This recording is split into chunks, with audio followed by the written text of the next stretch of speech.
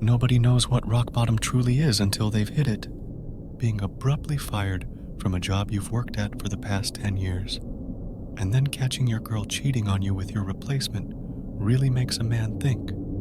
Hell, my student loans aren't even paid off yet. What a shit show this life is. After a rather boozy night that consisted of sending out about 4 dozen resumes and horrendously written cover letters, I passed out. When I woke up the next morning, I decided to at least try and make some money at home while waiting for an interview. At that moment, I thought that the best way to go about it was completing those internet surveys that yielded $5 Subway gift cards and other shit like that after about an hour of answering questions. I mean, I didn't have any other marketable skills that could have yielded immediate income. It was either that or wasting the day away playing computer games. At least I wouldn't have to pay for food. I did these surveys for about 5 hours before nearly passing out. It was way more excruciating than I'd originally anticipated. At the end of those 5 hours, I'd accumulated about $1.45 in cash and gift cards. $9 an hour. Not like I was making much more than that before. I was about to close my laptop up for the day and head to a bar in an attempt to drown out my melancholy when I first saw it. It shouldn't even have been noticeable, but for one reason or another, it was. At the bottom corner of the website that I was on existed a tiny, singular advertisement. Maybe it was the simplicity that got me. Plain black letters in a tacky font that read "Surveys for Cash" overlapped a completely white background. At least they were direct with the message. One more couldn't hurt, I thought. Might as well scrape together a little bit more booze money before heading out. I sat back down, clicked on the picture link, and prepared myself to grind through some more painstaking inquiries. The first few questions were simple enough. I guess they weren't really questions, but more data collection. My name, age, and occupation. I thought it was kind of weird that they also asked my height and weight, but it wasn't unheard of.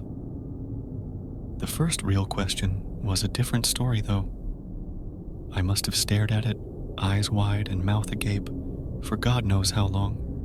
What the actual hell? In plain English, this is what popped up on my screen. How strong is your urge to currently look behind you? There were 5 options below, ranging from not at all to overwhelming. There was no feasible reason why I should have been afraid at that moment, but I was. I tightened my breathing, trying to make out any subtle noises behind me. There were none.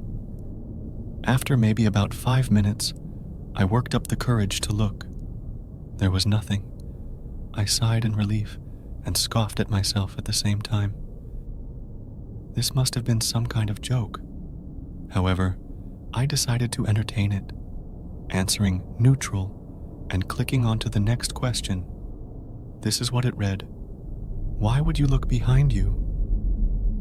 I smirked. Funny, before simply typing in "I don't know" in the response box, and once again clicking next. This was the third question. You're on a plane. Apart from you, there is only one other passenger, who is sitting somewhere behind you. At some point, you get up to go to the washroom and find that the man is gone. You check to see if he is in the only bathroom on the plane, but he isn't. What do you do? Again, I must have stupidly stared at it for nearly 10 minutes. Was this some kind of obscure personality test? I mean, it must have been, right? I put the same answer that I used for the last question. I don't know. It was true. I didn't know. How was I supposed to answer this shit? I click next again, now more intrigued than anything. The fourth question went like this. You wake up in woods unfamiliar to you. It's nighttime, and the moonlight provides you with only slight visibility. About 30 feet away from you, there is a small, dimly illuminated cabin. The door is open, and a smiling woman is motioning for you to come in. Do you go? Explain why. This question wasn't necessarily weirder than the last one, so my conjecture that this was some kind of odd personality test was still feasible. I actually make an attempt to answer this one, something along the lines of going into the cabin because there's simply nowhere else to go. Once again, I click next. Probably shouldn't have. The questions started getting fucked up. They weren't too gory or explicit, not anything like that. They were just stranger, weirder, more psychologically disturbing. If you're wondering why the hell I kept going, I can't really give you an explicit answer to that. I just felt like I had to. It was an esoteric, creeping sensation that I can't quite explain away, but I could never shake it, so I just went on. Some of the questions that stood out were, suppose that you wake up one night to find an elevator in your house. During every midnight after that, it opens up for 5 minutes, revealing an exact copy of yourself that gets progressively more injured as time goes on. Do you keep living like this? Or do you enter the elevator once and end it all? And you're in a hotel room, but are awoken by a rapid knocking at your window. You peek through the blinds, seeing what appears to be a man missing both his eyes. He puts his mouth to the glass and tells you to kill the woman in the bathroom immediately. Do you listen to him? This was one of my least favorites. You are watching home videos with your mother. One of the tapes include footage of her being murdered by a masked intruder. Your mother simply laughs at this footage without saying anything. In your opinion, is this a cause for concern? In addition to this insanity-inducing shit, there were some rather disconcerting events happening in real life as well. I received a knock at the door about 30 minutes in. I looked through my peephole to find a guy standing there, frantically shaking his head and mouthing no while making direct eye contact with me. He looked terrified. Obviously, I didn't open up. I received about 10 phone calls from somebody named the Auditor on my caller ID. They left a message every time, but each one was just a recording that consisted of somebody saying numbers through heavy static.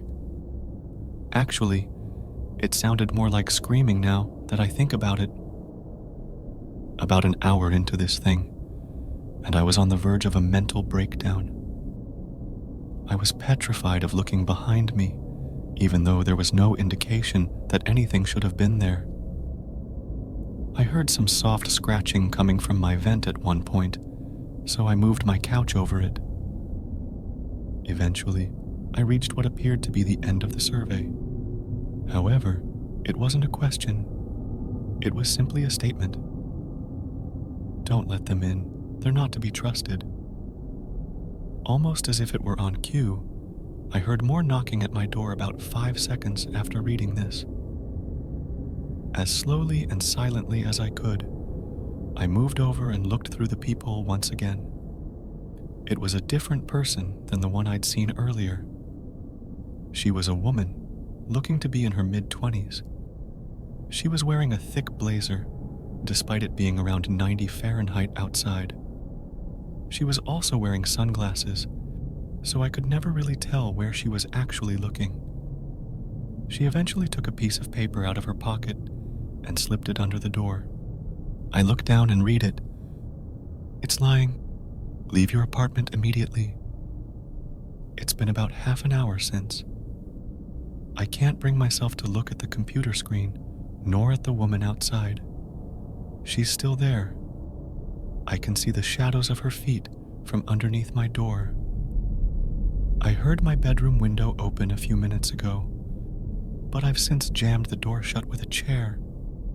I can hear some kind of distorted muttering coming from behind it now. Maybe rock bottom wasn't so bad.